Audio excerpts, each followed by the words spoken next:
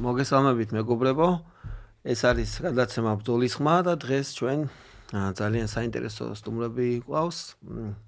ქართული MMA-ის ერთ-ერთი წარმომადგენელი და MMA-ის მებრძოლი ზვიად ლაზიშვილი, რომელიც ამერიკიდან ჩამოვიდა და ძალიან საინტერესო თემებს შევეხებით ზვიადისთან ერთად. ასევე ძიუდოისტი, აქტიური სპორტსმენი და ასევე მწვრთნელი კლუბ ჯიჯის დამფუძნებელი გიორგი გველესიანი და ჩვენი მესამე სტუმარი გახლავთ ქართულ გრეპლინგისა და პანკრატიონის ფედერაციის პრეზიდენტი კობა ტყეშელაშვილი. გამარჯობა ბიჭებო. სასემოვნა თქვენი ნახვა ჩვენს გადაცემაში.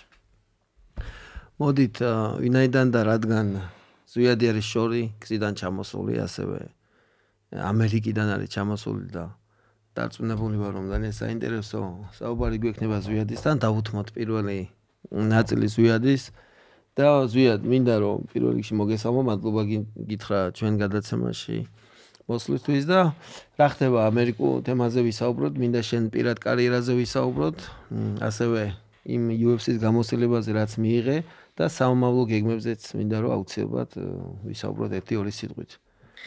მოგესალმებით ყველას და მიხარია რომ შენთან ვარ. კონკრეტულად რითი გინდა რომ დავიწყოთ ახლა? რითი ვიყავი ამერიკაში ივნისის თვეში შენთან ვიყავი. ყოველ დღე ერთად ვიყავით. ძალიან დიდი გამოსილება მივიღე და ასევე ყურადღება მივიღე შენგან. მადლობა ძმაო. ყოველ დღე ვარჯიშობდით ერთად და სინდიკატში ვარჯიშობდით. ასევე UFC-ში დავდიოდით ყოველ დღე, ჩემი თვალით ნახე იქაური სისტემა, შენი ვარჯიშები, შენი ყოველდღიური რუტინა ერთი სიტყვით და მაინტერესებს რა ვიცი რომ გეგმები ქონდა, უბრალოდ მინდა რომ შენ ისაუბრო შენ გეგმებზე. მოდი ჯერ საომავლო გეგმებზე ვისაუბროთ, რა სიტუაცია გაქვს, რა ეტაპზე ხარ და რას გეგმავ, რას აპირებ. მოკლედ ბოლო ბრძოლის მერე და LFA-ის კამერა რო ვიჩხუბე, უკვე ტრამა მქონდა მიღებული ძალიან მძიმე წელის. და კამერაზე რომ მომცეს შემოთავაზება, ანუ მაინც დავთანხმდი რა და მაინც ავყდა იყო ყველაზე დიდი შეცდომა ჩემი აზრით, იმიტომ რომ ძალიან გავიუარესე წელი. და ფაქტურად მაგ ჩხუბის მერე 10 თვის წინ დავიწყე ვარჯიში რა, ანუ ჩემი UFC-ის ბრძოლაც ფაქტურად მომზადებელმა ვიჩხუბე. შემდეგ UFC-დან წასვლაც განაპირობა მაგ ტრამვამ რა, იმიტომ რომ მკურნალობის სხვა ექიმებთან ძალიან ბევრ პრეპარატებს ვიღებდი, რაღაცებს მალე, ეხა 5 სხვა ექიმი მკურნალობდა დაახლოებით წელიწადნახევრის განმავლობაში. ხვდები, სხვადასხვა მეთოდი აქვს, სხვადასხვა წამლებს გინიშნავენ და ასე შემდეგ. და ერთ-ერთი წამალი რაც დამინიშნა ექიმმა იყო ისა, რა ქვია, აკრძალული ნივთიერება, სტეროიდი და რაღაცა არ ყოფილა, აკრძალული ნივთიერება იყო, რაც არ ვიცოდი. და ეგ მაგ შეცდომის გამო მოხდა რომ დავტოვე UFC, შენს კითხვას გავხსე პასუხი. ხო და მერე შელბიმ დამპირდა რომ წაგება დახურეო და short notice-ში ჩაქსვა ისევ და ჩვეულებრივად ახალ კონტრაქტით გავაგზავნებდი ბრძოლას. მაგრამ ამ წელის გამო ვერ მოახერხე დაბრუნება, 3 წელი მკურნალობდი, რა არ ვცადე ყველაფერი, მაგრამ არ გამომივიდა დაბრუნება და ეხა ეს ბოლო 10 თვეა რაც შევძელი ვარჯიში. რო დაუბრუნდი შელბის რომ მეთქი მზად ვარ და იქნებ მომცე შანსი მეთქი, მითხრა რომ აი დიდი ხანი იყავიო, არა აქტიურიო და მარტო ერთი ჩხუბი არ ამგონია რომ გეყოსო და 1-2 ჩხუბი იჩხუბეო და მე ვისაუბროთ. მაგის გამო მაგის შემდეგ ვიფიქრე რომ მეთქი ახალ რამე ორგანიზაციაში ვიჩხუბებ, LFA-ს დაუბრუნდები ან რამე საქართველოშიც განვიხილავდი ჩხუბის ჩატარებას. მაგრამ გამოჩნდა შემდეგ ესეთი ორგანიზაცია GFL. თუ გაიგია. მახსოვს, კი, მანდა ლიანა ჯოჯუამას და მწამოწვა მახსოვს და აკრას გადაცემაში. ერთგუნში ვიყავით ნიუ-იორკ მაგვირჩია ორივე. ან მან როგორ იყო იცი? დაახლოებით 500 მებრძოლი აირჩიეს და ამ 500 მებრძოლიდან ისევ აირჩიეს ტრენერებმა თავიანთ გუნდებში მებრძოლები. და მე და ლიანა მოვხდით ნიუ-იორკის გუნდში. და ივნისის თავიდან მაისში უნდა მეჩხუბა და რაღაც ლიცენზიის პრობლემა ჰქონდათ. თუ ახალი ორგანიზაცია იყო. და მე გადადეს ბრძოლა ივნისში. ივნისში უნდა ჩატარებულიყო მებრძოლიც მოწინააღმდეგეც ჩამინიშნეს, თარიღიც, ლოკაციაც ყველაფერი უკვე ცნობილი იყო, მაგრამ მე გავიგეთ რომ თავარი გენერალური სპონსორი ვინც ყავდათ რაღაც ტეკ კომპანია იყო, 50 მილიონიანი ბიუჯეტი ჰქონდათ და გააუქმეს რა იმათმა კონტრაქტი.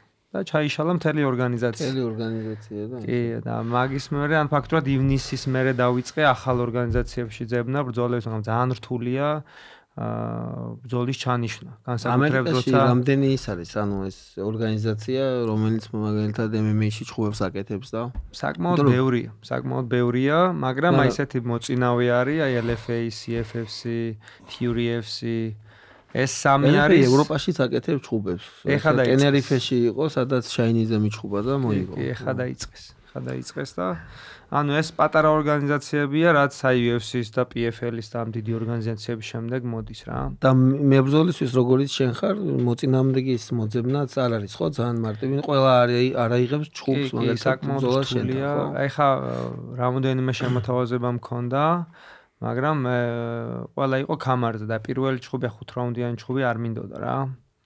და მაგიტომ მეთქი ერთ ჭუბს სუპერბოს არის ტიმბოს როგეცა. სუკამრებზე იყო ყველა შემოთავაზება და ისიც როგორ იყო ცი ანუ თანხმობა მე არც მიმიცია და არც ის ვიცოდი იქიდან თუ თანხმობა მოვიდოდა რა. უბრალოდ იყო შემოთავაზება. კი, უბრალოდ შემოთავაზება თუ გინდა ჩვენს ორგანიზაციას გაჩხუბებთ კამარზე ანუ მაგრამ უნდა საომავლოდ უნდა ველოდოთ ბრძოლას. კი, ერთი მქონდა შანსი ჭუბის ბელატორის ყოფილ ჩემპიონთან იან არჩულეტასთან, მაგრამ short notice იყო 10 დღით ადრე იყო. ეს UFC-ში თუ არა,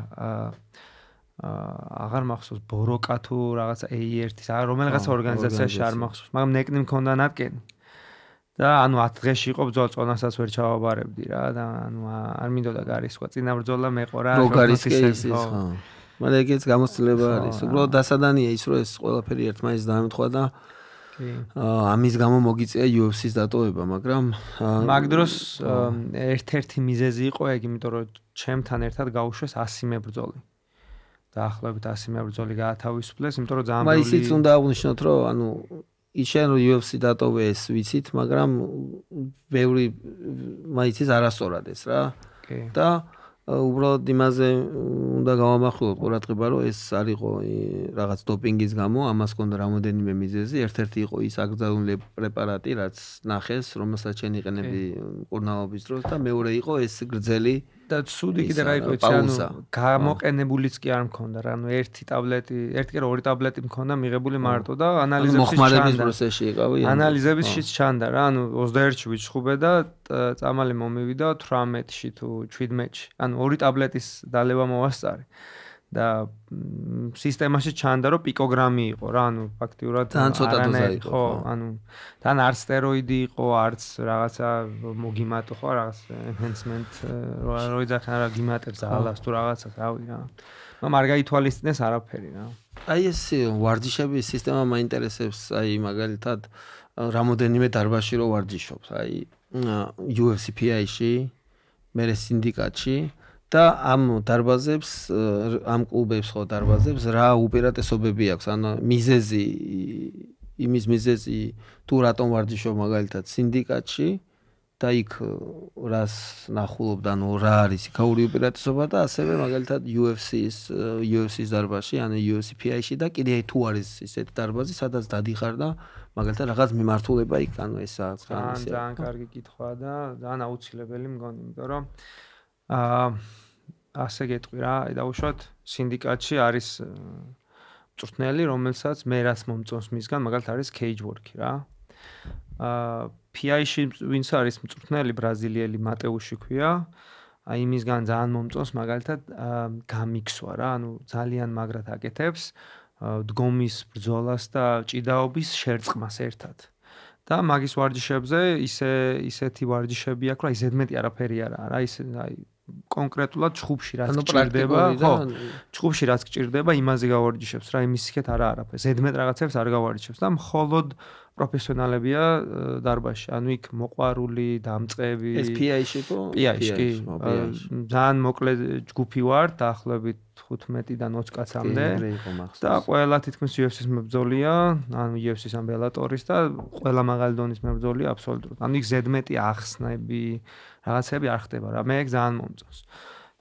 კიდე არის ერთი დარბაზი, სადაც დავდივარ, Tense Planet-ი ქვია. მან მხოლოდ ჯიუ-ჯიტსუა და მაქაც იმდენად ბევრი მოჭიდავია და იმდენ ბევრ ადამიანთან ერთად გიწევს ვარჯიში, რომ შესაბამისად გამოცდილებას იღებს სხვადასხვა ცოდნის, სხვადასხვა გამოცდილების ტიპებთან. მეორე ასპექტი, რატომაც არის კარგი, რომ სხვადასხვა დარბაზებში იარო, ის არის, რომ აი დავუშვათ მე და შენ რო ვარჯიშობთ 1 წელი, ხო? 1 წელიწადში მე და შენ იმდენად შევისწავლით ერთმანეთს, რომ შენ უკვე ყველაფერი გეცოდინება ჩემი, მე შენ და შესაბამისად ის ჩვენი, ასე ვთქვათ, სამიშენები, ილეთები, რაღაცები უკვე აღარ მუშაობს ჩვენზე, რა, იმიტომ რომ იმდენად კარგად ვიცით ერთმანეთს. წინასწარ ვიცი რას გავაკეთე. ხო, რა, უკვე იმდენად კარგად გიცნობ და მაგრამ ეს უცხო სპარინგ პარტნიორი ან არის თუ რამდენად ტრამბულია, აი მაგალითად არის თუ არა იმის რისკი, რომ სიტყვაზე ვთქვათ, იმიტომ რომ მაგან შენი ტექნიკა არის, შენ მისი ტექნიკა არის და აი მუშაობაში როგორ არის ანუ იქ როგორ აიცი ზოგადად იშვიათად ნახავ დარბაზში ისეთ ტიპს რომ ცდილობდეს ასე ვთქვათ რა დაგაზიანოს რაღაცის დამტკიცებას ხო რა ანუ როგორ არიან ახლა ეგეთი ტიპებიც მაგრამ მაგასაც ხედავ რა რომ მე მაგალითად რო შევატყობ რომ ეგეთი ტიპია აგრესიული მეორეჯერ შეიძლება აღარ მივიდე მაგასთან რა იმიტომ რომ მე დარბაზში ვარ იმისთვის რომ ვისწავლო განვითარდე ჩემი შეცდომები დავინახო და არა იმისთვის რომ შენ მოგიგო ან რაღაცა დაგიმტკიცო რა. ხა მე იქ რო ვივარდიშე, ანუ ყველგან რაც ჩამოთვალე, ყველგან ხო ვივარდიშე და რა თქმა უნდა, ეხა მე ცოტა ფრთხილად და პატივისცემით და ისე გამოვირჩეოდი არც მქონდა რამე დასამტკიცებელი ან თავის გამოსაჩენი, მაგრამ აი რაც შევამჩნიე, იყო ის რომ არ იყო ესეთი, ანუ ძალისმიერი მუშაობა რა, ანუ რაღაც მოზომილი ვარჯიში მიდიოდა და აი ერთი-ორჯერ ისიც გქონდა რა, ანუ სპარინგ პარტნიორს რომ მე კაპი არ მაქვს, ან ის არ მაქვს, მავხგა და ან დამცავი არ მაქვს, ან პახის დამცავი არ მაქვს, ეგეთი წინა ისა რა, ესეთი წინას არ მართხილებდნენ ხოლმე, რომ თუ რაღაცა არ ქონდათ, იქ ყურადღება უნდა გამემახვილებინა. და თან ერთი სამი შემთხვევა მქონდა, როდესაც მითხრეს, რომ მოდი easy work, ანუ სუბუქად ვიმუშაოთო რა და ეს მე მაგალითად მისთვის უცნობი ადამიანისთვის რა, ასე სპარინგ პარტნიორისთვის, მაგრამ თვითონ გუნდში შეჯიბრისთვის რომ ანუ ბრძოლისთვის რომ ემზადებიან, მან მიდგომა როგორი არის, ანუ ტემპი და ის როგორ კონტროლდება, იმიტომ რომ ხო შენი ფიზიკური შესაძლებლობა ხო უნდა გაიზარდოს, ანუ ეს სტამინა, ხო? კი. და აი მაგ დროს როგორ არის, ანუ მაშინაც ესე ვარჯიშობენ საშუალო ტემპში თუ გეტყვი ხა.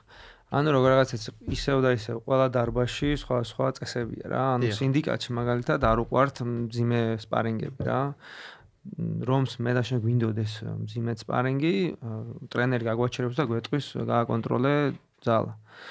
ერთის მხრივ ეთანხმები, მაგრამ სულ არ უნდა იყოს ეგრე რა.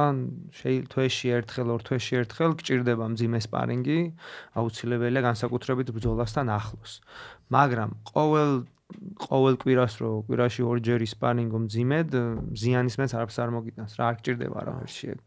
თამითმენეს პატარა ხელთათმანების 4-20 ის ხელთათმანი. წარმოიდგინე კვირაში ერთხელ ნოკდაუნი გქონდეს, რადგინდა რა, ანუ ზიანის მეც არაფერს არ მოგიტანს რა. და შეჯიბრებისთვის როცა ემზადები, მანდ უკვე ამერიკაში ზოგადად ეს მიღებულია, რომ თავიანთი ჯგუფი ყავთ და დილით როცა გუნდთან ერთად ვარჯიშობს, საღამოს ვარჯიშობს თავისთვის რა. აი მაგალითად სინდიკატში მერაბი მაგალითად რომ ემზადებოდა შონომალისთვის ან უმარისთვის, დილით შეულებრივად გუნდთან ერთად ვარჯიშობდით და საღამოს მოკლე ჯგუფი ყავდა ძალიან ხშირად მე, ტრენერი, ჯონ ვუდი, მერაბი, ან ალჯო და რამოდენიმე აი 4-5 კაცი მაქსიმუმ და კონკრეტულად მერაბს რაც ჭირდება, იმაზე მუშაობდით საღამოს. ხვდები, ანუ ბრძოლისთვის 100% კონცენტრაცია კონკრეტული იმისთვის ბრძოლისთვის, ხო? მაგრამ დილის ვარჯიში, გუნდური ვარჯიში, მაინც უფრო გუნდისთვის იყო და საღამოს უკვე კონცენტრაცია იყო მერაბზე და მე ბრძოლ. საინტერესო არის, ძალიან საინტერესო არის, ანუ იმიტომ რომ ეხა ჩვენთან მაინც ყოველდღე ვითარდება, ხო? ანუ მეტი ენერგია და დრო ეთმობა MMA სამყაროს და მეც პირადად ჩემი საბრძოლო ანუ ჩემი დარბაზი, ესე ვიტყვი, ჩემი კლუბი და ჩემი დარბაზი რომ აქვს, ვცდილობ რომ ბევრი ვისწავლო და რაღაც სიახლეები შევმატო, რათა მე წარმატებებმა კიდე არ დააგვიანოს და შედეგი მოიტანო. რაც მინდოდა მეთქვა, რომ ჩვენი ქვეყანა იმდენად პატარაა და იმდენად ცოტა მებრძოლები ყავს, ხო? და იმდენად დიდი პოტენციალია, რომ მე ვფიქრობ, რომ რაც გუნდებია, რაც დარბაზებია, შეიკრას უნდა ერთად. და უნდა ვიფიქროთ დაუშვათ გარე ორგანიზაციებში ბრძოლაზე და იქ ასპარეზობაზე და ერთმანეთის განვითარებაზე. დიახ, ერთობით უფრო მეტი მიიღწევა, კი ბატონო. ზუსტად იმისას ვადგავართ, შეიძლება ყობას ყავდეს მძიმე წონაში წონები, მაგრამ შენ არ ყავდეს, ხო? შესაბამისად უნდა ხდებოდეს ერთმანეთში თანამშრომლობა, რა, ეს აუცილებელია. და ეს ძალიან ის არის რა, მიღებული მაგალითად ამერიკაში. ჩვენ ყავდა სხვა შორის ვირჯინიაში, სადაც ვარჯიშობდი პირველად. ერთი დარბაზია ლოიდ ირვინგის დარბაზი და ჩემი ტრენერის და ამ კაცის დარბაზია, ასე ვთქვათ, მოწინავე დარბაზები ჩვენს შტატში, მერილენდში, ვირჯინიაში და ვაშინგტონში. და სულ ერთმანეთში რაღაცა ის ქონდათ რა, კონკურენციის თემა, მაგრამ ყოველთვის მაინც ერთად ვარჯიშობდი. ძალიან ხშირად წაგვიყვანდა ხოლმე სპარინგებზე ლოიდთან და ლოიდის ბიჭები ძალიან ხშირად მოდიოდნენ ჩვენთან. ოღონდ სპარინგებზე. თუ მინდოდა მე მაგალითად ხშირად მივდიოდი, ძალიან მაგარი ჯიუ-ჯიტსუ აქვს და ხშირად მივდიოდი მათთან და არანაირი პრობლემა არ ქონდა არც ჩემს ტრენერს და არც ლოიდს. თითქოს როგორც თავიანთი მოსწავლე, ისე მიიღებდნენ ყოველთვის. მაგრამ ყველა მებრძოლზე ესე არ იყო, მაგრამ სპარინგებზე ორივეს გახსნილი ქონდა და ჩვენც მივდიოდით, ისინიც მოდიოდნენ და იყო აი გამოსტილების გაცვლა. UFC-ში რომ იხვალ, მან შეიძლება ნახო მაგალითად ერთმანეთის მოწინააღმდეგეები ან ერთმანეთთან ნაჩხუბარი რო არიან ეგეთი ტიპები, ერთ წონაში რო იბრძვიან და ორივეს პრეტენზია რო აქვს და შეიძლება რაღაც ბონჩი ერთად ივარჯიშონ და რამოდენიმე თვის მერე ერთმანეთთან მოუწიოთ ჩხუბი რა. ჩემი ყოფილი მოწინააღმდეგის ძმა, ჩემი გუნდელია. კი, და ჩემს ვისთანაც წავაგე, მაგასთანაც ვივარჯიშე კიდეც. ახლა სანამ ხელს ვიტკენდი, წამოსვლამდე 1-2 კვირით ადრე. ზუია ჩვენ გრეპლინგის დიდი გამოსვლება გაქვს, ხო, გრეპლინგში? კი, საკმაოდ დიდი. ჩვენთან ახლა კობასთან გადავიდეთ. თქვენ რაღაც კვეთა გქონდათ, ხო, როგორც ვიცი, რაღაც. კვეთა კი არა, კობადან დავიწყე და კობადან დაიწყე. რომ ამ სპორტში ვარ. კობა არის ერთ-ერთი ისეთი წარჩინებული სპორტსმენი და ვეტერანი სპორტსმენი და ასევე უკვე დღეს კიდე და არა წლების განმავლობაში, ფაქტობრივად მთელი ცხოვრება სპორტს დაუთმო. სპორტისთვის გაქვს დათმობილი. გრეპლინგში გვაქვს სიახლეები, წინ მიიწევს, მახსოვს რამოდენიმე კარგად ორგანიზებული ღონისძიება ტურნირი ჩატარდა საქართველოში. რამოდენიმე თვის წინ იყავით კიდე მსოფლიო ჩემპიონატზე, ხო? ევროპის ჩემპიონატზე. და ეხლა კიდე რამოდენიმე დღეში, სადღაც ერთ კვირაში მიფრინავთ. 3 დღეში მივემგზავრე. უკვე 3 დღეში მსოფლიო ჩემპიონატზე. ყობა, უბრალოდ გვაინტერესებს რამდენად, თვითონ გრეპლინგი როგორც სპორტი ეს რა თქმა უნდა, მაგრამ ასევე საინტერესოა გრეპლინგის ჩართულობა და ეს აი გრეპლინგის ბაზის ცოდნა, როგორ გავლენას იმაშვება როგორ გავლენას ახდენს, მაგალითად MMA-ის მებრძოლისთვის, რადგან როგორც ზვიადი ამბობს, ეს გამიქსვა საჭირო არის და ეს ყველა ეს საბაზისო ცოდნა რაც გიგროვდება სტრაიკინგში, გრეპლინგში და ასე შემდეგ, ეს უნდა გამოიყენო ოქტაგონში ყველაფერი. დავიწყოთ იქედან, რომ 2015 წლიდან რაც ჩავუდექი გრეპლინგს, ზვიად იმას კარგად იცის. საერთოდ ძალიან მცირე ნაწილი მაიცოდა გრეპლინგი რა იყო და დღეს ძალიან მაგარი განვითარება აქვს და სწრაფი ტემპი აქვს წინსვლისკენ საქართველოში და მადლობა ღმერთს რომ ამ ყველაფრისთვის და ყველაფერი კარგად იქნება, უფრო წინ წავა და ეს MMA-ში ძალიან დიდი წვლილი აქვს ამ გრეპლინგს, გეტყვი ახლა რა ხდება, 80%, რა ვიცი, შეიძლება მე მგონი დამეთანხმები, რომ გრეპლინგის გარეშე MMA არ გამოდის, რა ვიცი, მე ესე იმაჩნია და ჩვენს კიდე ფედერაცია ვცდილობთ რაც შეიძლება რეგიონებში განვავითაროთ რა ეს სპორტის სახეობები, ბევრი დარბაზები არის რეგიონებში და კიდე მეტად ჩავერთოთ და ჩავთვლობა გავაკეთოთ. აი გრეპლინგის ვარჯიშს რო ვიწყებ, ან მომყავს მაგალითად მოზარდი, ბავშვი, შვილი, ან არა მნიშვნელობა, რას ვსწავლობ მაგალითად დარბაზში, ესეც ამ თემასაც შევხედეთ, ჩვენ ვიცით გრეპლინგში რა არის და გრეპლინგი მარტო სპორტი არ არის, ეს კიდაობა არის, კულტურული არის, დიახ, ხო, აი დისციპლინა, მოთმინება, ურთიერთპატივისცემა პირველ რიგში ურთიერთცარი და შემდეგ არის ისეთი რაღაცეები ანუ ტექნიკა არის ჭიდაობის ტექნიკა და გაერთიანებული არის სხვადასხვა ჭიდაობის სახეობები ეს არის თავისუფალი ბერძნულ-რომაული ძიუდო სამბო ჯიუ-ჯიტსუ აი ეს არის გრეპლინგის ჭიდაობა ამ ყველა სპორტს ანუ იმას სახეობას სტილს აერთიანებს ეს არის გრეპლინგი რომელიც მე მაგის გარეშე MMA ვერ წარმომიდგენია და ვერავინ საერთოდ არ არსებობს ისიც უნდა აღვნიშნოთ რომ ეხლა თქვენ ჩემპიონატზე რომ მიემგზავრებით გრეპლინგის ფედერაციის სპონსორი გენერალური სპონსორი არის ლიდერბეთი არის კი ბატონო დიდი მადლობა ლიდერბეთს მე მათ თქმა უნდა მადლობას მოვუხდი ყველას ლიდერბეთსაც ვინც გვერდში გვიდგას მადლობა რომ მოგვიწვიე გადაცემაში მადლობა მინდა ასევე ჭიდაობის ეროვნულ ფედერაციას რომელიც გვიდგას ყოველთვის გვერდში და ყველანაირად ცდილობს რომ ჩვენ შემავალი ვართ UEFA-ში უევეს წილუცის ქვეყნის შემოვალია საქართველოს წლებია თავისუფალი და ბერძნულ-რომაული ჭიდაობა და ეს ჩვენი გრეპლინგი რომელსაც ვავითარებ ეს ფედერაცია ერთიანას ამ ყოველს ერთი ფედერაცია მადლობა მინდა ასევე ჭიდაობის ფედერაციას ასევე მინდა მადლობა გადაუხადო შერეული თავმჯდომარეობის ფედერაციას გვერდში გვიდგას ყველანაირად და რუსთავში რო ჩვენ ვისაუბრეთ წინა გადაცემაში ბიჭებთან რუსთავში ისიც იყო გრეპლინგის ორი შეხვედრა თუ არ ვსწრები თუ სამი შეხვედრა სადაც ბექა ქართონიშვილმა ერთ-ერთი საინტერესო ის გვაჩვენა რა შემდეგ ერთ კვირაში იჩხუბა და მაგარი ბრძოლაც მოიგო ბექა მაგარი ბიჭია ეხლაც მსოფლიო ჩემპიონატზე 84 კილოში გამოდის ხო ბექა მსოფლიო იმედი გვაქვს შედეგს დადებს ელოდებით წინა ევროპის ჩემპიონატზე 5 მედალი ავიღეთ ყავს სამგზის მსოფლიო ჩემპიონი გიორგი რაზმაძე არის მსოფლიო ჩემპიონი სანდრო თევზაძე მსოფლიოს ვიცე-ჩემპიონი სვიმონიშვილი ამირანი და ევროპის და მსოფლიო პრიზიორები ეს მეორე ჯიმში რაზმაძე ეს ასე რომ განვითარება არის და ნახოთ ჩვენი მიზანია რომ რაც შეიძლება მეტად ჩართულობა იყოს ამ სახეობაში და განვავითაროთ რეგიონებში და პატარებში. შედეგები ჩართულობასაც თან პირდაპირ კავშირში არის და ეხლა შედეგები, რა თქმა უნდა, პატარებს მიცემს სტიმულს, რომ რამდენ კაციანი მიდიხართ ეხლა ამ ჩემპიონატზე? 11 კაცი დელეგაცია. 11 კაცი მიდის. და მონაწილე რამდენი არის? ანუ 11 მონაწილე არის, თუ? 10 მონაწილე არის. 10 მონაწილე არის. წარმატებები ჩვენ ბიჭებს და გადაცემაშიც შემდეგ შედეგებით დაგვიბრუნდებით და ამ თემას კიდევ ერთხელ დაუბრუნდეთ, რადგან ძალიან მნიშვნელოვანი ტურნირი არის.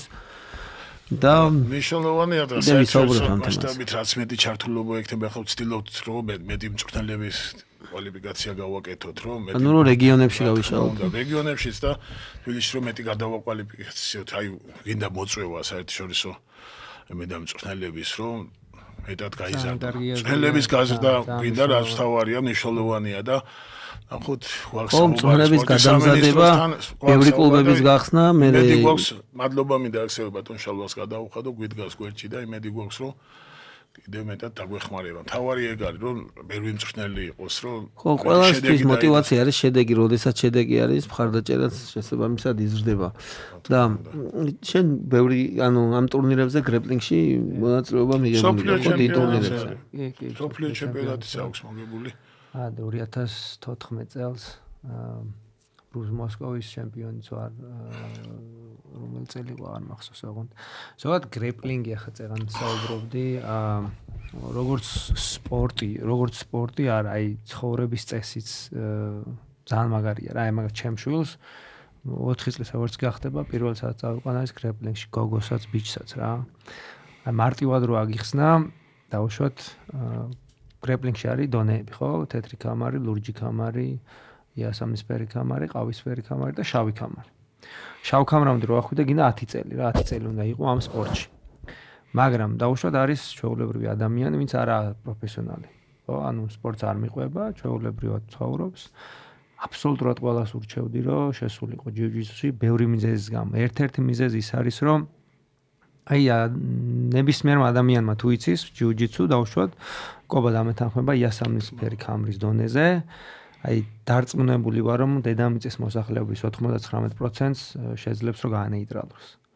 საუბარი იმაზე, იმ ადამიანებზე, ვისაც არ აქვს გამოცდილება არანაირი, ანუ პროფესიონალური მებრძოლი არა, ანუ პროფესიონალი მოჭიდავი არა, ან მოჩხუბარი არა, ჯიუ-ჯიტსუს ჩვეულებრივად მოუგებს რა. აი ჩემს პირად მაგალითს მოგიყვები წლების წინ, აი მაშინ კობასთან ვარჯიშობდი, მგონი 2 თუ 3 ჩხუბი მქონდა ჩატარებული.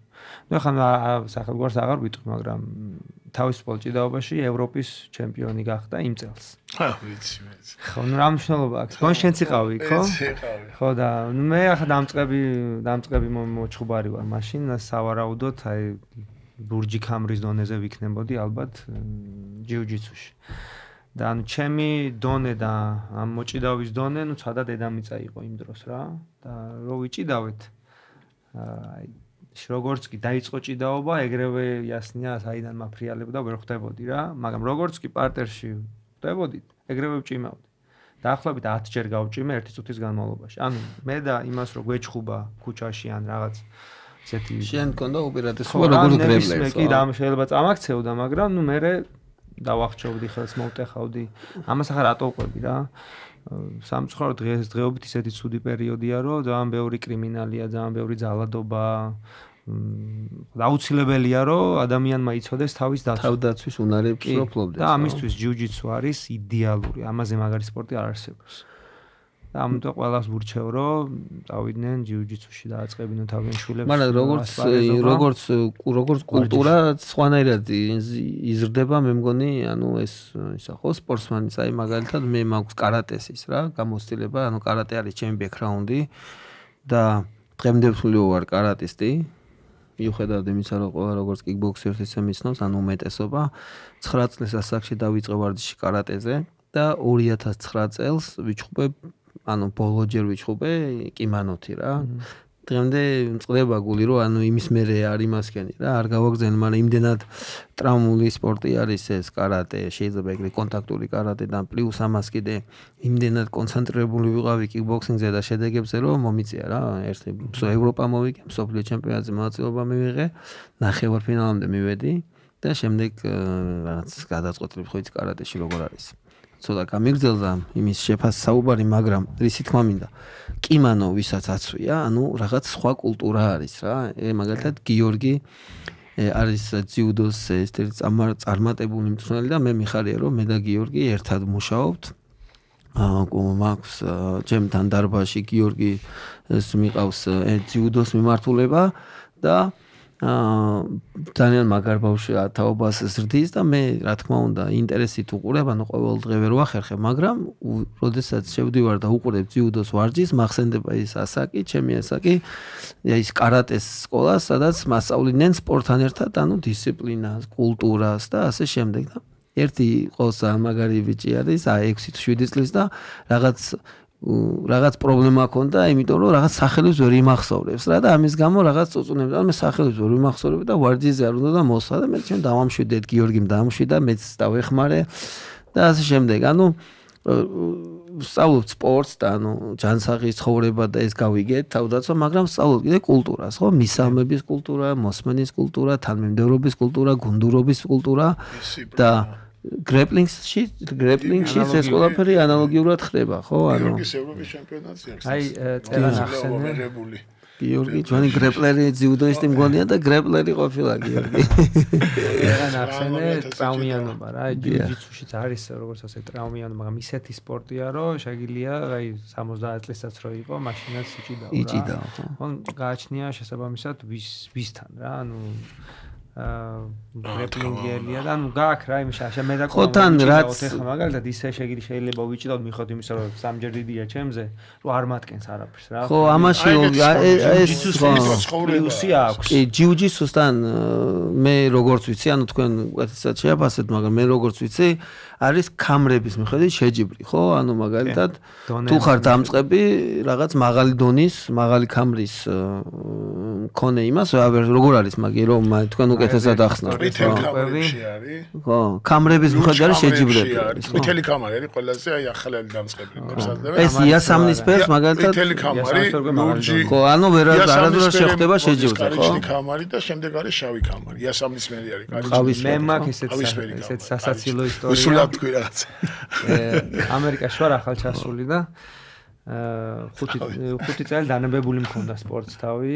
და რო დაუბრუნდი ამერიკაში ნუ მეთქი გავაგრძელებ სპორტს და დავიწყე ისე ვარჯიში და ნუ მოვიდა გრეპლინგის შეჯიბრება იყო რაღაცა first step grappling industry to ესე ერქვა და ჩემს გუნდელებთან ერთად წავედით ახლა და აი მათაც არ ვიცნობთ ეს ერთად მეორე თუ მესამე ვარჯიში ჰქონდა ერთად და მალევე დაემთხვა ეს შეჯიბრება და ნოგი არის კიმანოს გარეშე და ნოგიში იყოს submission only ანუ მარტო ჭიდაობა მიდიოდა მხოლოდ იმამდე რა ქვია გაჭიმოვამდე რა სანამ არ გაჭიმავდი შეიძლება 40 წუთი გაგზავნო დრო არ არის დრო არა რა მაგრამ კიმანოში არ იყო ეგრე კიმანოში ქულებითი და ჩვენთან ხო არ იყო კამერები და რაღაცები რა კამერი არ მქონია რა ამერიკაში რო ჩავედი ჩვენთან არის საერთოდ მქონდა კამერი რა ანუ არ მქონდა ეგ კულტურა ახ რეგისტრაციაზე რომ მივედი ისა რომ ეკითხებიან რომელი კამერი გაქვთ მეთქი არ მაქვს კამერი საერთოდ თქო კარგიო და მაშინო თეთრ კამერებში ჩაგწერთო არამე თეთრ კამერებში არ ჩამწერო თქო პროფესიონალი მებრძოლი ვარ თქო და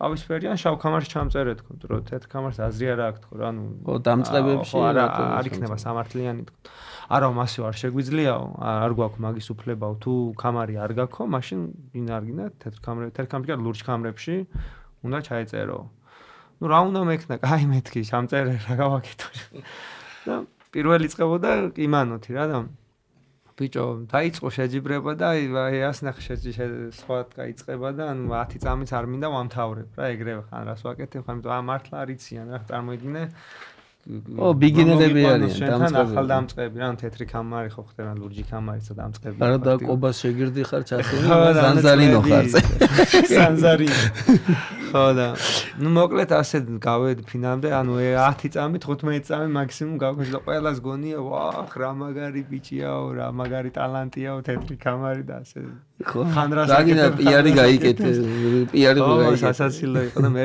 დარბაზში რა მოვედი ტრენერმა მეთქი ასტა რა უთხარ ჩემ ჯიუჯიტსუს ტრენერს ასტა რაღაც დამემართა თქო და ნუ შესაძლოა ტესტირება ჩამიტარა და პირდაპირ იასამისფერი კამარი მომცა პირდაპირ სხვა შორის ჩემი ტრენერი არის ტონი ვალდაკერი ჰელსონ ჰოლს გრეისის ერთ-ერთი პირველი მოსწავლეა მეშვიდედანია შავ კამარში ანუ ამ მისი წოდების 1-3-4 კაცია მეტი არც არის ხო მეშვიდედანი ბრაზილიაში ანუ 4 თუ 5 კაცი გრეისების წოვი როგორ მახსოვს კიმანოში რო ჩუბობდნენ კიო მოგვიყევი ერთი შენძიუ იმის გრეპლინგის გამოსულებაზე და ძიუდოს შევეხოთ რა ანუ ძიუდო ანუ ის ჩვენ ქვეყანაში ხო იცი როგორი სპორტი არის და მაგრამ მაინტერესებს შენ დამოკიდებულება იმ მოზარდებთან რომელთანაც მუშაობ მაგრამ სანამ მოზარდებს შევეხებით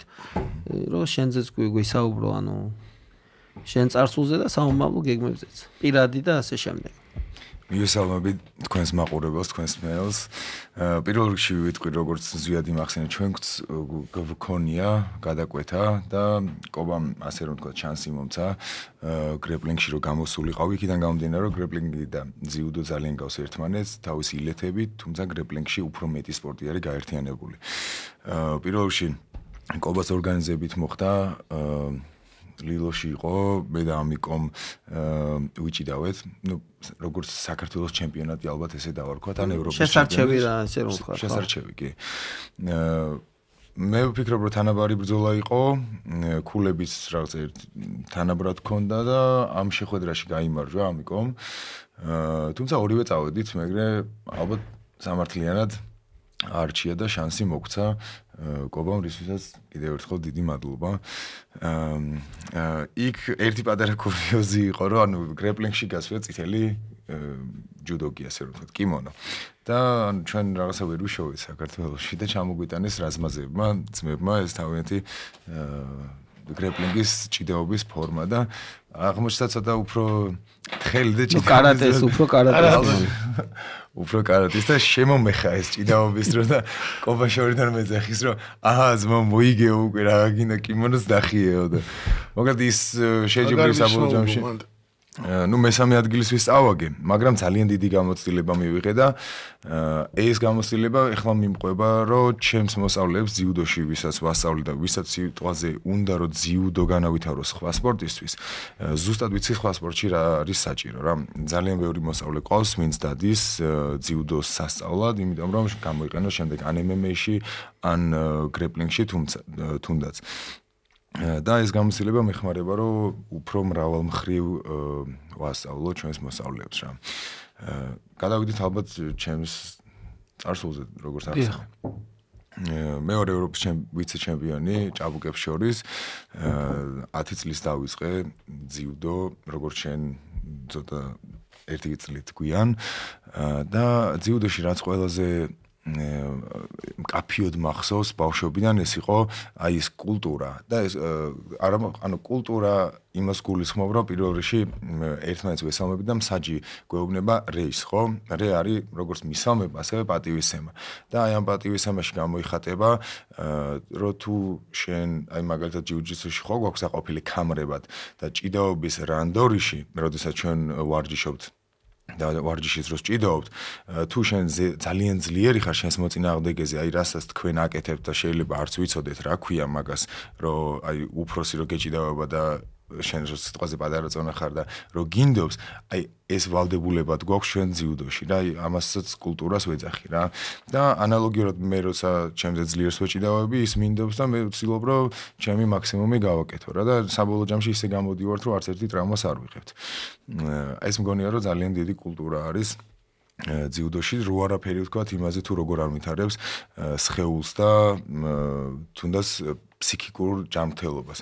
სხეულზე ვიტყოდი იმას, რომ დაცემის მომენტში ძალიან ხშირად ბავშვებში, იმისათვის რომ განვითარდეს და გაიზარდოს, პატარა მიკროტრაუმები აუცილებელია, იმიტომ რომ ორგანიზმს აქვს რეგენერაციის უნარი და აი დაცემის მომენტში ეს კუნთები უფრო იღებენ ამ ზეწოლას, ასე რომ ვთქვათ, რომელიც მე უკვე ორმაგად იზრდებიან, კუნთებიც და ძვლების.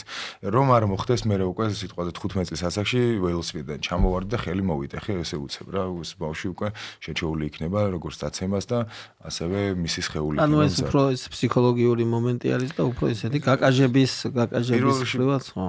პირველ რიგში ფიზიკური და შემდეგ უკვე რომ გადავიდეთ ფსიქოლოგიურზე, ძიუდო, ჯიუ-ჯიტსუ, გრეპლინგი არ არსებობს ილეთი, რომელსაც ვერ გააკეთებს ნებისმიერი ადამიანი.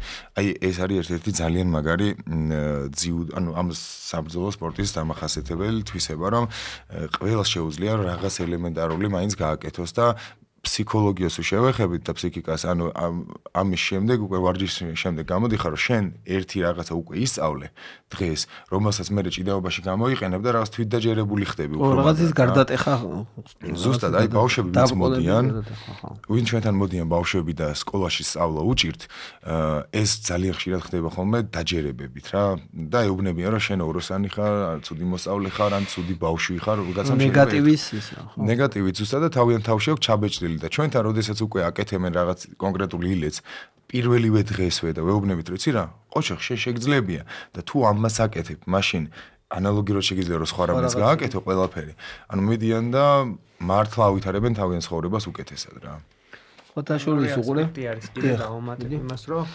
ზოგადად სპორტი და განსაკუთრებით ეს ძალისმიერი სპორტი ძიუდო ჭიდაობა ჩხუბი და ესეთ რაღაცეები მხოლოდ ილეთების ცოდნა არა, ანუ როგორ რაღაცა იცი ეს სპორტი გასწავლის სტრესის ქვეშ გადაწყვეტილების მიღებას სწრაფად. ანუ შენ თუ არ გაქვს იმის უნარი, განვითარებული რომ სტრესულ მდგომარეობაში რაღაც გადაწყვეტილებები მიიღო, კარგი სპორტსმენი ვერ იქნები რა. და აი ქვეცნობიერ დონეზე სპორტი მაგას გასწავლის. აი წარმოიდგინე ხა ცოტა ისე რომ ავხსნათ ჩვენ რომ დავუშვათ ჩხუბობდეთ, ხო? ჩხუბის დროს ხო ადამიანის ტვინი 1000 რაღაცაზე ფიქრობს და დასტრესილი ხარ, რა გეშინია, რაღაცა მე რა მოხდება, ანუ 1000 რაღაცამ შეიძლება შეგაწუხოს. მაგრამ ამ სტრესის ფონზე რომ შენ იღებ გადაწყვეტილებებს და ხვდები ამ რა დროს რა უნდა გააკეთო, ანუ ეს ძალიან მაგრად გეხმარება ბევრ ამაში რა და ბავშვებისთვის ეს არის იდეალური. იმიტომ რომ შემდეგ ცხოვრების ყველაფერი არის რაღაც პონჩი სტრესი მათთვის, ხო? ამ გეხმარება რა სპორტი რომ განვითარდე მაგ კუთხით. არაფერი არ გეშინია მე მომავალში. ხო, აი ამ იმაზე ბავშვების აღზრდის პროცესს და ამ ფსიქოლოგიურ მომენტს და სირთულეებს რო შევეხეთ, ანუ კემპებზე სიარული ერთ-ერთი ის არის რა, ამ უნარების განვითარების საუკეთესო საშუალება, რადგან მე უკვე ორჯერ მყავდა ჩემი გუნდი იმას შეკრებაზე რა, ისე რომ ვთქვათ, ანუ ზამთრის კემპი და საზაფხულო კემპი ქონდა და განსაკუთრებით 10 წლის ქვევით ბავშვებს უჭირთ, ანუ სახლიდან წასვლა დამოუკიდებლად რაღაცების კეთება, ანუ ჭამა, სმა, დაძინება, ანუ ტანსაცმლის გამოცვლა და თავის მოვლა რა. და ამას მე ვხედავ ჩემი თვალით, მაგრამ ჩემთვის ყოველთვის საინტერესო არის მშობლის რეაქცია ამ შეკრების შემდეგ და ჯერ არ მქონია ისეთი ფაქტი, აი მართალია რომ ჯერ კიდევ ისეთი გამოუცდელი ან ახალგაზრდა ის ვარ რა, მწვრთნელი და რაღაც ჩემი კლუბის კლუბი მაგას ბევრი ხანი არაა, მაგრამ როდესაც ვაკეთებ გამოკითხვას, ანუ როცა მშობლებს ურეკავ და ვეკითხები, ანუ თუ რამე განსხვავებას, ან როგორი იყო, რამდენად კმაყოფილი იყო, არის მოზარდი და ასე შემდეგ, თვითონ მშობლებიდან მოდის მაგარი პოზიტივი და რაღაც სიახლებს ხედავენ რა, ერთკვირიან შეკრებაზე მივდივარ და იმ ერთკვირაში იმხელა იმაში ხედავენ რა, პროგრესს ბავშვებში, რომ ზუსტად მაშინ მივხვდი, რომ ანუ ეგეთი სპორტთან ერთად ეს ყველა აქტივობა და ჩვენი ჩართულობა, ანუ და სპორტულ ცხოვრებაში ჩართულობა ბავშვების განვითარებას და დამოუკიდებლობას და თვით დაჯერებულობას ძალიან უწყობს ხელს. აი ხას გაუსმო შენ რასაც ამბობ რა, რომ ძალიან ბევრ ადამიანს ჯერჯერობით გონია, რომ სპორტი არის ისევ ფიზიკური ჯანმრთელობა. რეალურად სპორტი ბავშვებისთვის არის ფიზიკური, მენტალური განვითარება და ასევე რა თქმა უნდა ჯანმრთელობა. იქ არ მხოლოდ ფიზიკურს ვეხები, ჩვენ აი შენ მაგალითად შეკრებაზე რომ მიყვავს და ასევე ერთადაც რომ მიყვავს, ეს ბავშვები იქიდან ბრუნდებიან, ანუ თუ ბიჭი არის უკვე დაკაცებული ჩამოდის, იმიტომ რომ ზუსტად იცის თავისას როგორ უნდა მოუაროს, 8 წლის ბავშვმა რო იცის ახლა თავის ტანსაცმელი დაკეცოს, დილით ადრე ადგეს, გაიღვიძოს, სიტყვაზე საჭმელი როგორ მიირთვას. დამოუკიდებლობას შემდეგ უკვე რომელ საათზე დაიძინოს და ეს არა მხოლოდ თავისთვის იცის, არამედ თავისი ოთახელისთვისაც იცის და ანუ სიტყვაზე შეიძლება 8 წლისას ყავდეს პატარა 6 წლის ძმა, რომელსაც პატრონობდეს. ეს ძალიან მნიშვნელოვანია, რომ სპორტი ზოგადად ეხმარება ცხოვრების შეცვლაში და განვითარებაში და ხელს უწყობს, რომ ადამიანი გაიზარდოს სრულფასოვანი. ეს არის ძალიან მნიშვნელოვანი რა. სახსხეულში ჯანსაღი სულია. დიახ. ნიმუშები და მაგალითები, ანუ ალბათ სამაგალითო და ესეთი სპორტსმენები ყავს ძალიან ბევრი, რომლებსაც შეუძლია ახალგაზრდა თაობა მიბაძოს და ამ ყველაფერთან თუ ჩვენ გვიქნება სწორი მიმართულება მათი აღზრდის შესაბამისად, როგორც ადამიანები, როგორც პიროვნება და როგორც ასევე პროფესიონალი სპორტსმენი ყველანაირად ჩამოყალიბებული და წარმატებული გაიზარდოს. თუმცა ყველაფერი არის ერთი მეორეზე დაკავშირებული.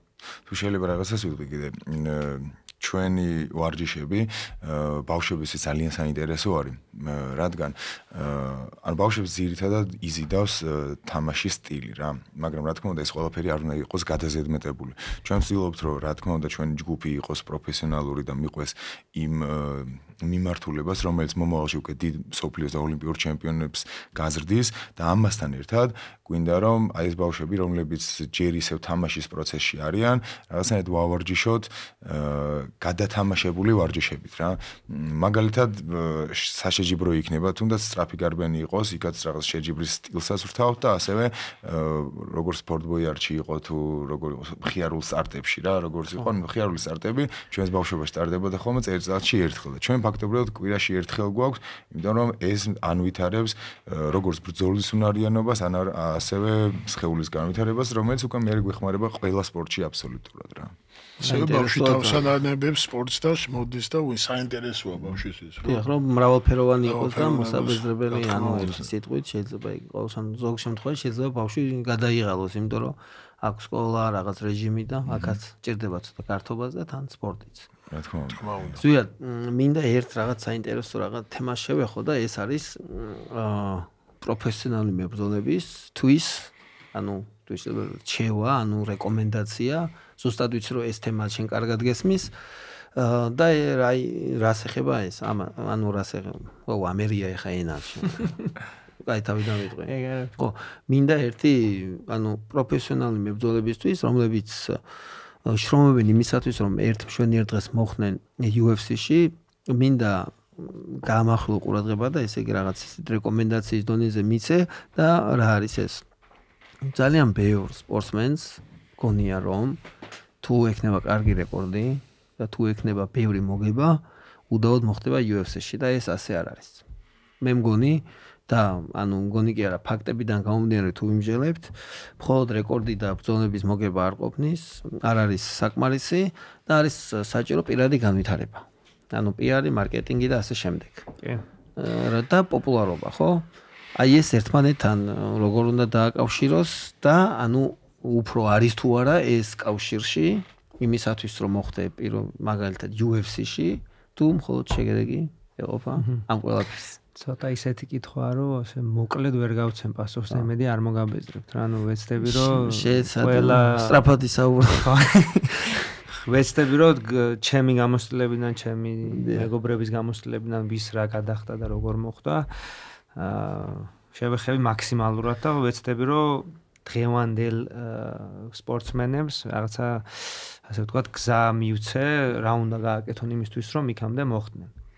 პირველ რიგში რაც მნიშვნელოვანია ჩემი აზრით თუ ცხოვრობ საქართველოში ხო ეცადო რომ მაგალითად შენი ქალაქის ჩემპიონი გახდე შენი ქვეყნის ჩემპიონი გახდე და ნენა რაღაც სახელი შეიქმნა თუ სახელი გაქვს კონკრეტულ სპორტში ან თუნდაც MMA-ში ჭიდაობაში ასე უფრო მარტივია იქეთ მოხვედრა თუ სახელი მაგრამ პოპულარული თუ ხარ მაგრამ შესაბამისად ყველას არ აქვს ხო მაგის საშუალება და ეს იმას დანიშნავს რომ მაინდა-მაინც პოპულარული უნდა იყო რომ UFC-ში მოხვდე მეორე ასპექტი არის ის რომ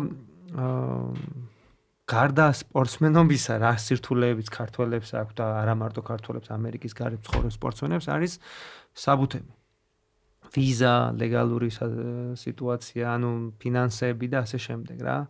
აი ახლა მაგალითად ამირან გოგოლაძეს, ლევან ჩოხას, აი ძალიან ახლოს არიან UFC-სთან. მაგრამ ერთს რაღაც სხვა პრობლემა აქვს, მეორე სხვა პრობლემა. აი ამირანის შემთხვევაში მაგალითად ვიზის პრობლემა გვაქვს ახლა. ორჯერ ქონდა შემოთავაზება. ორივეჯერ შეეძლო რომ ეჩხუბა, მაგრამ რადგან ვიზა არ ქონდა, ვერ იჩხუბა. ეს მეც ქონდა ეს პრობლემა, მაგრამ ამირანისგან განსხვავებით მე ამერიკაში ვიყავი მაშინ. და ცოტა უფრო მარტივი იყო ვიზების გაკეთება, მეც გავწვალდი, მაგრამ გავაკეთე მაინც ვიზა და მოვხდი. კი. აქ არის საუბარი სამუშაო ვიზაზე, ხო? კი, სამუშაო ვიზაზე. და არა ტურისტულ ვიზაზე. სამუშაო ვიზა უნდა გქონდეს, რომ შეძლო ლეგალურად ჩხუბი UFC-ში. ახლა ლევანის შემთხვევაში ნახე ახლა როგორი სიტუაცია აქვს. ძალიან მაგარი სპორტსმენია, სახელიც ლევან ჩოხელზე მაქვს საუბარი.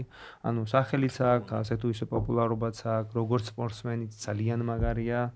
14 ბრძოლიდან 11 ნოკაუტით აქვს მოგებული, ყველა ქვეპუნქტს ასრულებს, რაც UFC-ს მოთხოვნებში არის, ხო, მოთხოვნები უნდათ რა, ახალგაზრდა, კარგად გამოიყურება, ყველაფერი აქვს რა. საინტერესო ტიპია რა. ხო, რა, კაი ტიპია რა, საჩემპიონო მასალთან, ახლა ჩვენ UFC-ში ვარჯიშობთ უკვე 1 წელია და ყველა იცნობს იქ. ქონდა მეც ეგ ბედნიერება, ლევანისთანაც რომ გამიერთებული. ყველა მიცის რა, ისა ბუგიმენს ეძახიან, იმაში PI-ში რა ტიპს.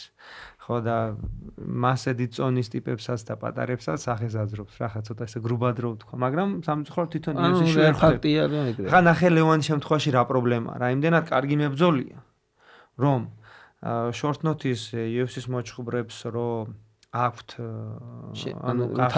შეთავაზება ხო ბევრი უარს ამბობს რა აი ვთქვათ სახელებს აღარ ვიტყვი იყო მებრძოლი რომელსაც ჩაიხსნა მოწინააღმდეგე და იყო შანსი რომ ლევანის იმან თქვა უარი ხო მოწინააღმდეგე თქვა უარი რა იმიტომ რომ ახლა ნორმალური ჭკვიანი ეგ ცუც ახლა ბევრმა შეიძლება იფიქროს რომ შეეშინდა და ბანძია და რაღაცა არა ჭკვიანია იმიტომ რომ ახლა ლევანის კალიბრის მოჩხუბარს short notice-ი არ უნდა ეჩხუბო რა თუ შენს პროფესიონალად უყურებ ამ სპორტს და არ უნდა ფიქრობდე რომ ჩხუბი არის რაღაც ქუჩის ჩხუბი შენი პროფესია და ერთმა წაგებამ შეიძლება მთელი შენი კარიერა შეცვალოს რა როგორც ჩემს შემთხვევაში ბოლო ბრძოლამ რადიკალურად შეცვალა ჩემი კარიერა რა და შეიცვალა ყველაფერი ცუდისკენ და ამას მოვაყოლებ ახლა იმას რომ ქართულ მებრძოლებს აუცილებლად ვთხოვ და ვეხვეწები რომ აღარ შეხედონ ჩვენ სპორტს როგორც ჩხუბს არ შეხედონ ამას როგორც რაღაც მეშინია გეშინია არ რა ხალხი რა სიტყვის არა სწორი დაგეგმა აუცილებელია სწორი დაგეგმა აუცილებელია ჭკვიანურად გათვლა ვის ხვდები და უნდა იცოდეს შენმა მწვრთნელმა შენმა მენეჯერმა თუნდაც ან შენ პირველ რიგში რა დროს შეხვდე ვის ჩვენ დროს აკობამ კარგად იცის. ეგ მწვრთნელებმაც უნდა იცოდეს, არა მარტო სპორტსმენებს. მწვრთნელის ვალდებულებაა პირველ რიგში. მწვრთნელებმაც უნდა პირველ რიგში მწვრთნელმა უნდა იცოდეს ეს. იმიტომ რომ აკობამ ადრე იცის ახლა ჩვენ დროს როგორ იყო იცი? უარი რო გეთქვა მაგას შიშა ჩაგეთუნდნენ და ეს ერთი და მე მეორე არც ქონდა იმის ფუფუნება ჩვენ ადრე რომ შეგერჩია მოწინამდე შესაბამისად ეგ კულტურა არ გქონდა რა. მაგრამ მე კიდე მინდა ეგ აუცილებელია ეგ. აუცილებელი. ეგ სწორი დაგეგმა და აი ესეც პროფესიონალიზმის ხარისხი არის რა, როდესაც შენ სწორად გეგმავ, შენს სწორად არჩევ მოწინააღმდეგეს და სწორად გეგმავ შენ გზას, მაგრამ ამ ყველაფერთან ერთად ასევე არის საკუთარი თავის პიარზე და პოპულარობაზე მუშაობა, ხო? ესეც მნიშვნელოვანი არის. რადგან რაც მეტი ინტერესი არის შანს მიმართ, მით მეტი ინტერესი არის ყველა პრომოუტერის და ორგანიზაციის მიმართ, რომ მის ორგანიზაციაში იჩხუბო რა. აი ხა ერთ ისტორიას მოგიყვები, ზუსტად მაგ პოპულარობასთან დაკავშირებით, ნურლო ალიევი არის ესეთი მებრძოლი, ხაბიბს გავს ვიზუალურად ძალიან. და ჩემი მეგობარი ერთად ვარჯიშობდით და ზუსტად მე ანუ ერთ დროულად ვიყავით იმასთან UFC-სთან ახლოს რა. მე ვცდილობდი რომ მოვხედრილიყავი, ეგეც ვცდილობდა რომ მოვხედრას და ანუ ეგ როგორ მოხდა ეხა. ის რო ტარდება კონტენდერები, ხო იცი, მაგას ვესწრებოდით ორივე ერთად და ნუ ორივეს ის მომენტი გქონდა რომ იქნებ სადმე დანავაიც გადავეკვეთოთ რომ ამოელაპარაკოთ უთხრა რომ ეს ვარ ეს გაეცნო რა. და ერთი-ორჯერ ვერ მოახერხეთ შეხვედრა და ამან გაუმართლა რომ დერეფანში იდგა რაღაც ელოდებოდა და დანამოიტმა ჩამოიარა. რო ჩამორა ამანიასთან ეგრევე მივიდა, მიესალმა რაღაცა იქ და გააძრო ინსტაგრამი, გამარჯვების შემდეგ ინსტაგრამი გააძრო, აჩვენებს აი ნახე 200,000 გამომწერი მყავს, მებრძოლი ვარ 8-0, მგონი 8-0 თუ 9-0 ქონდა, მაშინ აღარ მახსოვს რამდენი ქონდა, ამ წაუგებელია ახალგაზრდა და მის პოპულარობაზე გამახლა ყურადღება რეკორდი აჩვენა ინსტაგრამის კონტ ინსტაგრამი რა. და просто ანუ ის სწორ დროს იყო სწორ ადგილზე, მაგრამ მაგ ბიჭმა რაც გააკეთა, ხა მე ხო ვიცნობ, სანამ ამერიკაში ჩამოვიდა, საბუთები მოწესრიგებული ქონდა, უკვე სამუშაო ვიზა მზად ქონდა და უკვე იქ იყო რა, ადგილზე იყო. აჩვენა ინსტაგრამი, უთხრა ბრძოლა მინდა, მომეცი შანსი, ზუსტად 2 კვირაში ჩაუსვეს კონტენდერში ვიღაცა უნახეს. ბულკი ასე რო თქვა, გაინაღდა UFC, დღეს UFC-ს მებრძოლია, 2 მოგება აქ ხა. ამიტომ ყველა იმ სპორტსმენს და გუნდს და მწვრთნელს რომელსაც უნდა რომ თავისი სპორტსმენი მოხდეს და თვითონ სპორტსმენს ვისაც უნდა რომ მოხდეს UFC-ში, ამისთვის საჭირო არის იმუშავა საკუთარ თავზე, როგორ პიარის განხრით, მოიწეს როგორ საბუთები და დაელოდო შენ შანს, ხო? მე ადგილზე, მაგრამ ისიც საინტერესოა, რომ ანუ UFC იმდენად მოთხოვნადია და იმდენად ბევრი იმას უნდა რა, მებრძოლს მოხვედრა, ფაქტიურად UFC-ში პირდაპირ კონტრაქტით მოხვედრა, ანუ თითქმის შეუძლებელი არის. აი როგორ რაღაცა იცი, ანუ ერთეული შემთხვევებია, როცა ეგეთ რაღაცებს აკეთებენ რა, იშვიათად. აი კონორ მაგრეგორი ხა ყველამ ვიცით და კონორი რო ცდილობდა UFC-ში მოხვედრას, ორჯერ უთხრეს უარი. და ანუ შონ შელბი არ იღებდა რა და მე ისევ short notice-ზე. ანუ შენი თავი უნდა გააცნო და წარმოადგენა შეუქმნა რომ არსებობს ეგეთი მებრძოლი რომელსაც აქვს პოტენციალი და არის იმის ღირსი რომ მას დააკვირდეს UFC, არის კონტენდერი და არის short notice. კი. ამ ეტაპზე არის კონტენდერი და short notice. სხვა შემთხვევაში აი ერთეული შემთხვევებია რომ ვიღაც პირდაპირ ანუ ძალიან დიდი ვარსკვლავი უნდა იყო ან ვიღაც აი მაგალითად შენი სხვა სპორტსმენი თუა ჩემპიონი ან ვიღაცა იმან გაგიხსნას გზა და ანუ დავუშვათ გაგიწევს რეკომენდაცია. ვიცი აი ჩარლზ ოლივერას მაგალითად 1-6 თავის გუნდელი ყავს ერთ ივენტზე მოწერილი UFC-ში. იმიტომ რომ ანუ UFC მთხოვა რაღაცა short notice-ზე თუ რაღაცაზე ჩაჯდომა და მან სანაცვლოდ კი მე ვიჩხუბებ ოღონდ ჩემს 6 გუნდელს ჩასვავთ ივენტზეო და ანუ თავის 6 გუნდელს მოაწერინა კონტრაქტზე ხელი. სხვა შორის ვოლკანოვსაც აქვს რამოდენიმე გაკეთებული ანალოგიური და ეხლა მე რავიც ვცდილობს რომ დაგვეხმაროს მაგ კუთხით მეც ლევანსაც და ნუ ცოტა სიტუაცია აწიოს და ნახოთ იმედია ხო, მერაბი იმდენად ჯიგარი ბიჭი არის და იმდენად ქართველია, რომ ამას დიდი სიამოვნებით გააკეთებს და. კი, ღმერთი. სხვათა შორის ეს ბოლო ბრძოლა ჩვენ ამაზე უკვე ვისაუბრეთ არა ერთხელ, მაგრამ ასე ჩვენს გადაცემიდანაც მიულოცოთ მერაბის, პირადად უკვე მიულოცოთ. მე და გიორგი ვესაუბრეთ, მე და გიორგი კაბულაშვილი და მიულოცეთ ბრძოლის შემდეგ, აი გათენებული რო არ იყო ისე და მერაბის კიდე მილოცვა ჩვენგან და. კიდე ბევრი წარმატებები გამომავლოთ. მადლობა საინტერესო თემებისთვის. ეს რაღაც გამოგრა. რომ ძიუდოს ვარჯიშები გვაქვს ქირიას აკადემიაში მუცუბიძის 129 ნომერში. ეს კაი. საბურთალო. მიზანია გარიყო შენი აგმოსის ხო იცი, მაგრამ ჩვენი ძმა ხარ, კაი ხარ. ერთი წუთი ბიჭებო, მადლობას გიხდით მოსვლისთვის, დრო რო დაგუთმეთ ჩვენ გადაცემას, საინტერესო თემებზე ვისაუბრეთ, განსაკუთრებით მინდა წარმატებები უსურვო ყობას ბიჭებს უსურვე წარმატებები ჩვენგან და მჯერა რომ კარგი შედეგი ჩამოხვალ ზვიად წარმატებებს გისურვებ ვიცი არ ჩერდები ჩემთვის ანიმუშო ადამიანი ხარ რადგან ვიცი ძალიან ბევრ ტრამვებს ებრძვი ანუ ის ერთი რომ ოქტაგონზე იბრძვი მაგრამ მეორე ომი გაქვს შენს ტრამვებთან და იმედი მაქვს რომ ამას მალე დახურავ ამ შენ ჯაიმას რამ კურნალობის ამბებს და დაუბრუნდები ოქტაგონზე და ჩვენ კიდე გიგულშემატკივრებთ გიორგი ისურვებ ბევრ წარმატებებს შენს საქმიანობაში და გაუმარჯოს ჩვენ საქმიანობას ამინ მადლობა რომ მოხვედით